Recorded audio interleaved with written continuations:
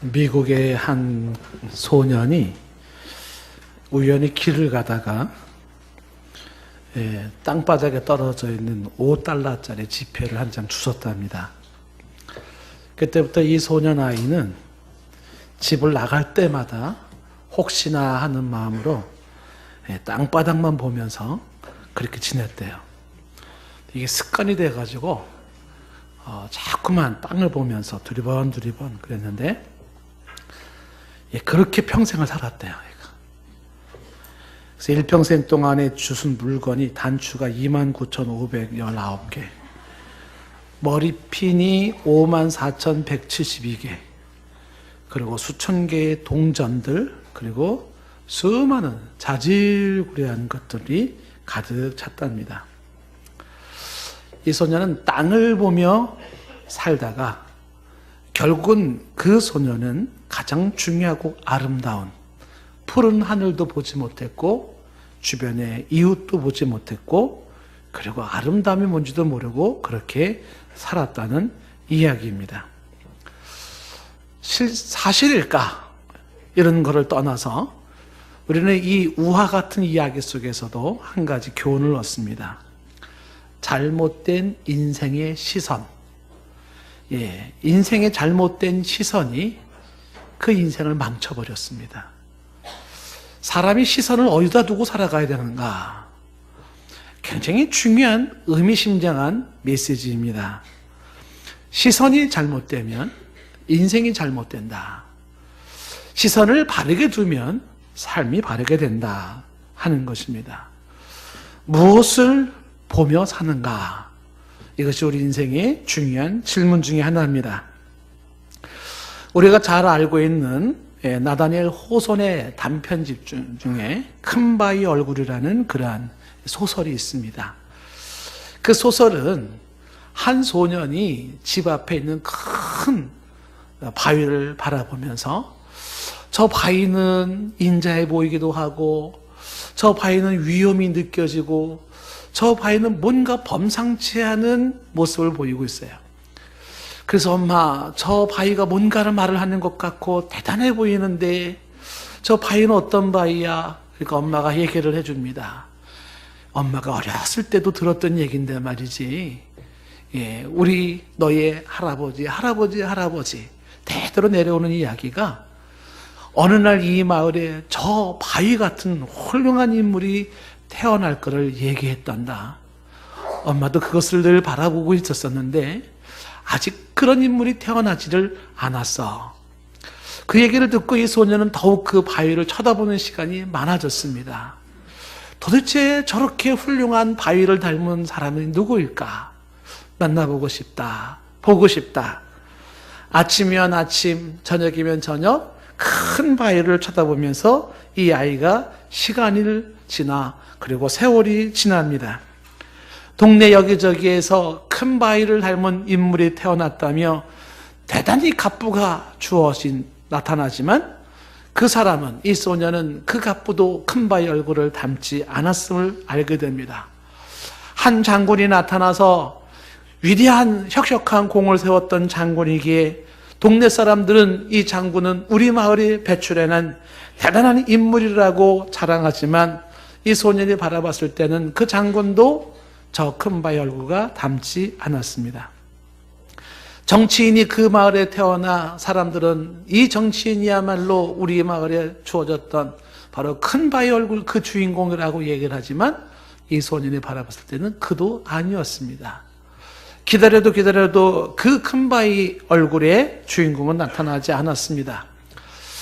이 소녀는 세월이 흘러 어느덧 나이가 지긋해지고 전도사가 되어져서 하나님 말씀을 증거하기도 하고 합니다.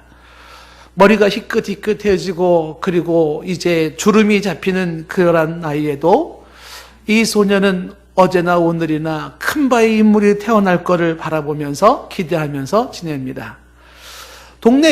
이 동네 출신 중에 한 유명 시인이 등장했다고 하여서 그 아름다운 시를 쓰는 그 시인이야말로 그동안 평생에 기다려왔던 큰 바위 얼굴이라고 생각하고 그 시인을 찾아갑니다. 그런데 그 시인조차도 그 큰 바위 얼굴에 그 인물은 아니었습니다. 실망하고 있는 이 소년, 이제는 느긋한 나이 드신 어르신이 되어졌지만 그는 한 가지, 오직 큰 바위 얼굴을 바라보면서 주어진 삶에 성실했고, 그리고 착실하게, 성실하게 그렇게 살아왔던 한 사람이었습니다. 그랬을 때 그 시인이었던 사람이 동네 사람들이 모인 자리에서 소리를 칩니다. 큰 바위 얼굴에 사람이 나타났다.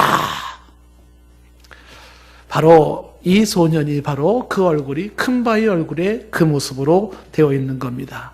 인자함으로, 위엄으로, 품위와 아주 멋있는 모습으로 되어 있었다는 겁니다. 이 소년은 끝까지 자기는 아니라고 생각하며 돌아가지만 동네 사람은 드디어 제대로 닮은 큰 바위 얼굴의 사람을 만났다며 기뻐합니다.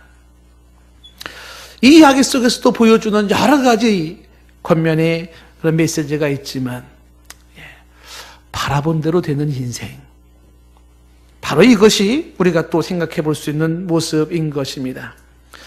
사람은 바라본 것이 기억에 남게 되어 있고, 기억에 남은 것이 말과 행동으로 나오게 되어 있습니다.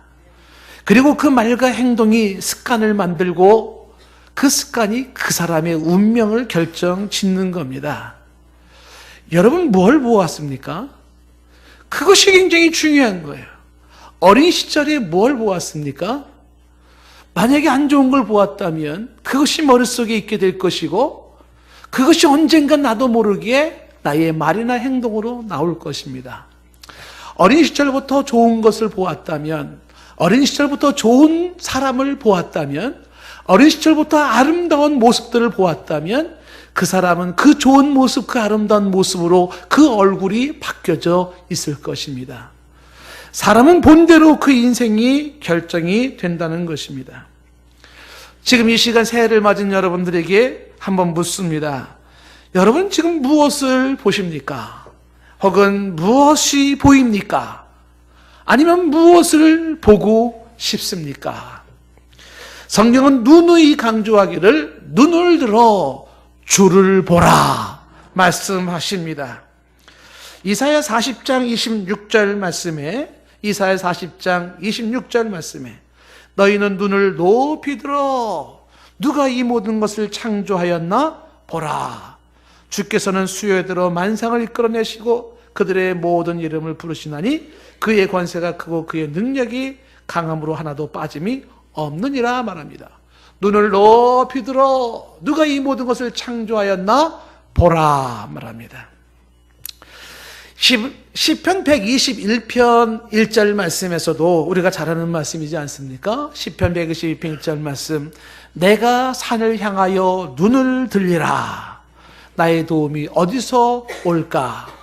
이어지는 2절 말씀에 나의 도움이 천지를 지으신 여호와에게서로다.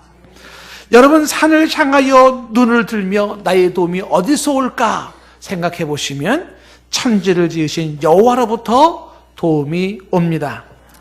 오늘 읽은 성경 말씀에서 강조되고 있는 말씀이 바로 이 말씀입니다.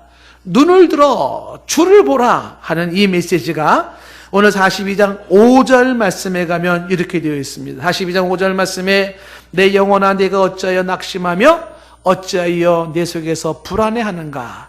너는 하나님께 소망을 두라. 그가 나타나 도우심으로 말미암아 내가 여전히 찬송하리로다 말씀하는데요. 너는 하나님께 소망을 두라. 이 이야기가 이전 개역 성경에는 너는 하나님을 바라라 라고 하는 것입니다. 너는 하나님을 바라라. 이 말씀이 11절 말씀에서도 또 한 번 강조되고 있는 것을 보게 됩니다. 11절 말씀에서도 내 영혼아 네가 어찌하여 낙심하며 어찌하여 내 속에서 불안해하는가? 너는 하나님께 소망을 두라. 이 소망을 두라가 하나님을 바라라 하는 내용입니다. 이런 표현들이 시편에는 여러 군데가 계속해서 반복되는 것을 보게 됩니다. 지금 읽었던 말씀 시편 42편 5절이나 42편 11절 말씀의 내용이 이렇죠. 내가 어찌하여 낭망하며 어찌하여 내 속에서 불안해하는가? 자, 여러분, 왜 낭망합니까? 왜 불안해합니까? 그 낭망하는 자와 불안해하는 자를 향한 하나님의 처방은 무엇이냐 하면 하나님을 바라봐라. 하나님께 소망을 둬라. 라고 말씀하고 있습니다. 맞습니다. 우리 삶 속의 낭만과 불안은 우리의 시선을 하나님께 두지 아니함으로 생기는 겁니다. 바꿔 얘기하면 우리의 시선을 하나님께 두는 자는 그 낭만과 불안을 이길 수 있는 자가 되는 것입니다.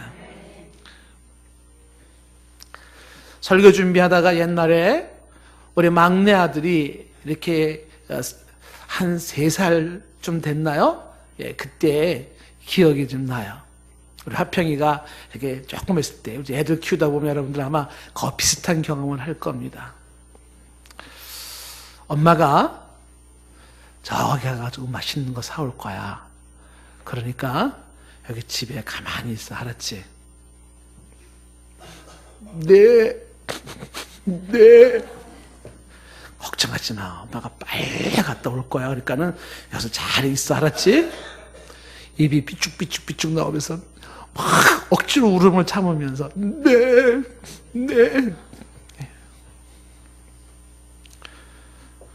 아이들의 두려움과 걱정은 한 가지예요. 내 주변에 무슨 일이 일어났느냐가 아니에요. 내 삶에 무슨 일이 일어났느냐가 아니에요. 엄마가 안 보이는 게 불안이에요. 엄마만 보이면 이 아기들은 전쟁이 나도 편안해요. 이게 인생의 모습이죠. 무엇이 보입니까? 무엇을 봅니까? 오늘 시편에 지금 말씀하기를 왜 네 속에서 낙심하는가? 왜 네 속에서 불안해하는가? 처방이 뭐라고요? 하나님을 보라. 하나님께 소망을 둬라. 불안의 요소를 없애줄게. 낭망의 요소를 없어줄게. 그게 아니에요. 우리의 삶에 나를 불안케 하는 게 뭐냐? 나를 낭만케 하는 게 뭐냐? 그것이 무엇이냐가 아니라 하나님을 바라보지 못하는 그 시선을 하나님께 두지 못하는 데서 생기는 불안감이라고 하는 것입니다. 하나님을 바라보는 자의 삶으로 우리 인생에 주어지는 수도 없는 낭만과 수도 없는 불안을 떨쳐버리는 자들이 되기를 축복합니다. 낙심 속에서도 찬송할 수 있는 것은 소망의 하나님 때문이며 불안 속에서도 찬송할 수 있는 것은 능력의 하나님 때문입니다. 이 비밀을 누구보다도 잘 알고 있었던 사람이 다윗이에요. 그래서 다윗은 구구절절히 그의 글에 보면은 자기의 고백으로 이야기하기를 하나님을 바라보는 신앙이 어찌 이리 중요한 신앙이며 삶인지 그는 많이 강조합니다. 예를 들면 시편 62편에서 이 시편 62편에서 다윗이 1절부터 이렇게 이야기를 합니다. 시편 62편 1절에 나의 영혼이 잠잠히 하나님만 바라며, 영혼이, 내 영혼이 지금 뭐하고 있냐면 잠잠히 하나님을 바라보는 거예요. 나의 구원이 그에게서 나오는 도다. 2절에 오직 그만이 나의 반석이시요 나의 구원이시요 나의 요새시니 내가 크게 흔들리지 아니하리로다. 3절 말씀에 넘어지는 담과 흔들리는 울타리 같이 사람을 죽이려고 너희가 일제히 공격하기를 언제까지 하려느냐. 밀려오는 공격이죠. 4절에 그들이 그를 그의 높은 자리에 떨어뜨리기만 꾀하고 거짓을 즐겨하니 입으로는 축복하는 것 같은데 속으로는 저주를 베푸는 사람들입니다. 이때도 이어지는 5절에 강조하죠. 나의 영혼아 잠잠히 묵묵히 하나님만 바라라. 물은 나의 소망이 그로부터 나오는 도다. 6절 오직 그만이 나의 반석이시오 나의 구원이시오 나의 요새시니 내가 흔들리지 아니하리로다. 7절에 나의 구원과 영광이 하나님께 있으며 내 힘의 반석과 피난처도 하나님께 있도다. 늘 하나님을 바라보는 그 시선이 중요함을 다윗은 너무나도 잘 알고 있었습니다. 이어지는 시편 63편 1절도 보시면요, 이렇게 되어 있어요. 다윗의 고백 속에 하나님이여 주는 나의 하나님이시라. 내가 간절히 주를 찾되 물이 없어 마르고 황폐한 땅에서, 물이 없어 마르고 황폐한 땅에서 뭐 해야 됩니까? 절망합니까? 불평합니까? 주저앉습니까? 아닙니다. 물이 없고 황폐한 땅에서 내 영혼이 주를 갈망하며 내 육체가 주를 앙모하나이다. 사면초가라는 말이 있지 않습니까? 앞이 막히고 뒤가 막히고 옆이 막혀버렸어요. 꼼짝달싹 못해요. 그런데 눈을 들어 위를 보면 위에는 열려 있습니다. 물이 없어 마르고 황폐한 땅에서 내 영혼이 할 수 있는 일이 뭐냐면 주를 갈망하며 주를 앙모하는 것입니다. 바라봄의 법칙이라고 하는 것이 바로 그런 것입니다. 예전에 제가 한번 이런 글을 읽은 기억이 납니다. 탤런트였던 그 최수종 씨가 그 정치적인 문제 때문에 아버지가 실직을 당하고 식구들이 다 뿔뿔이 흩어지는 아주 어려웠던 시절이 있었다고 합니다. 이 최수정 씨가 외국어 대학교 다니다가 미국 유학 시절 학비 조달이 안 돼서 고생한 이야기, 4개월간의 수제비만 먹고 살았던 이야기, 그리고 유학 생활도 포기하고 서울로 돌아와서도 할 일이 없어가지고 강남 버스 터미널 의자에서 신문을 깔고 잤었대요. 공사판에서 막노동을 하고 극장 매점에서 점원 노릇을 하고 고통의 날들이 말로 다 할 수가 없었답니다. 상상이 됩니까? 오갈 데 없어가지고 신문지 깔고 자야 되는 이런 최수정 씨 말이에요. 바라봄의 법칙을 그는 배웠고, 그리고 자기 앞에다가 글을 하나 썼대요. 할 수 있거든이 무슨 말이냐? 믿는 자에게 능치 못할 일이 없느니라. 그거를 계속 바라봤대요. 할 수 있다, 할 수 있다, 할 수 있는 일이 무슨 일이냐? 그가 고백하는 것이 바로 그런 내용입니다. 바라보고 또 바라보면서 그것이 내 것이 되어지고 거기에서 변화의 역사가 일어났다고 하는 사실입니다. 예수님의 제자 베드로도 풍랑 위에서도 주님 바라보며 걸으면서 그 풍랑 위를 걸었던 역사를 우리는 잘 기억을 합니다. 2018년도 동산교회의 표는 우리 뒤에 적혀 있는 것이에요. 뭐라고 써 있습니까? 예수를 바라보자. 히브리서 12장 2절 말씀이죠. 믿음의 주여 또 온전케 하신 이인 예수를 바라보자. 그는 앞에 있는 기쁨을 위하여 십자가를 참아사 부끄러움을 개의치 아니하시더니 하나님 보좌 우편에 앉으셨나이다. 이 믿음의 주여 또 온전케 하신 이라는 이 말이 뭐냐 하면 믿음의 시작이요 믿음의 완성이신 예수 그리스도를 이야기하고 있는 것입니다. 시작이 예수 그리스도시고 마침이 예수 그리스도라는 것입니다. 믿음이 출발이 예수님으로 출발했다면 바로 그 믿음의 완성이 예수님에게서 완성된다는 것입니다. 그 예수님을 바라보자라는 이 바라보자라는 말이 영어 성경에는 픽스라고 됐어요. 픽스, 고정시킨다. 다시 말하면 예수를 바라보자라는 게 휠끗 쳐다보자 그런 것이 아닙니다. 여기서 예수를 바라보자라는 것은 시선을 강하게 집중시켜라. 시선을 그분에게 고정시켜라. 이게 예수를 바라보자라는 것입니다. 우리가 예수 그리스도를 시선을 거기다 고정시킨 삶을 강조하고 있는 것입니다.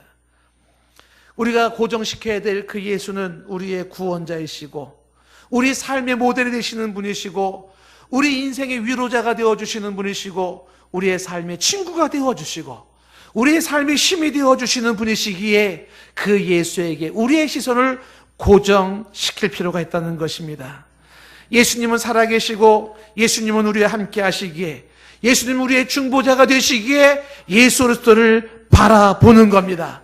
내 삶의 시선을 그분에게 고정시키는 것입니다. 예수님은 우리의 소망이고 예수님은 우리의 기쁨이고 예수님은 우리의 능력이기에 예수 그리스도의 시선을 고정시키는 것입니다. 예수만 바라보고 따라가는 사람은 실족하지 않을 것입니다. 민수기 21장 8절과 9절 말씀에 노뱀 사건이 싸웁니다. 민수기 21장 8절 말씀에 못뱀에 물려서 사람들이 불뱀에 물려서 죽음에 처해 있었을 때 모세의 제안을 이렇게 얘기를 합니다. 하나님 주신 말씀이 불뱀을 만들어 장대 위에 매달아 물린 자마다 그것을 보면 살리라. 불뱀을 만들었어요. 노수로. 그래서 장대에 매달았습니다. 이거를 보면 살리라 라고 얘기를 했어요. 그걸 본 사람도 있고 안 본 사람도 있겠죠. 이어지는 9절 말씀에 이렇게 이어집니다. 모세가 노뱀을 만들어 장대 위에 대니 뱀에게 물린 자가 노뱀을 쳐다본 즉 모두 살더라. 이 뱀 사건을 통하여서 만들어진 노뱀을 바라보는 자들이 치명적인 죽음에서 살아났단 말입니다. 이 이야기가 어떻게 신약에 이루어졌냐면 요한복음 3장 14절과 15절 말씀에 이렇게 성취되었습니다. 요한복음 3장 14절 말씀에 모세가 광야에서 뱀을 든 것 같이 인자도 들려야 하리니, 모세가 광야에서 뱀을 든 것처럼 인자도 들려야 하리니, 이게 예수님의 십자가에 못 박히시는 사건입니다. 그래서 이어지는 5절 말씀에 이는 그를 믿는 자마다, 이 믿는 자가 그를 바라보는 자마다 같은 뜻입니다. 영생을 얻게 하려 하심이니라. 노뱀을 바라보고 살았던 자들처럼 예수 그리스도를 바라보고 살 수 있기를 축복합니다. 믿음의 주 온전케 하신 예수를 바라보면서 예수님을 통하여 구원에 이르시기를 바라고, 예수님을 통하여 능력을 입기를 바라고, 예수님을 통하여 소망을 얻을 수 있기를 바랍니다. 예수를 바라봐라. 그런데 우리 삶 속에는 오직 예수를 바라보고 오직 하나님을 바라보지 못하게 만드는 요소들이 참 많습니다. 우리의 시선을 분산시키고 주님 바라보지 못하게 만드는 일들이 우리 삶 속에는 굉장히 많습니다. 수많은 것들이 여기에서 우리를 유혹하고 저기에서 우리를 유혹합니다.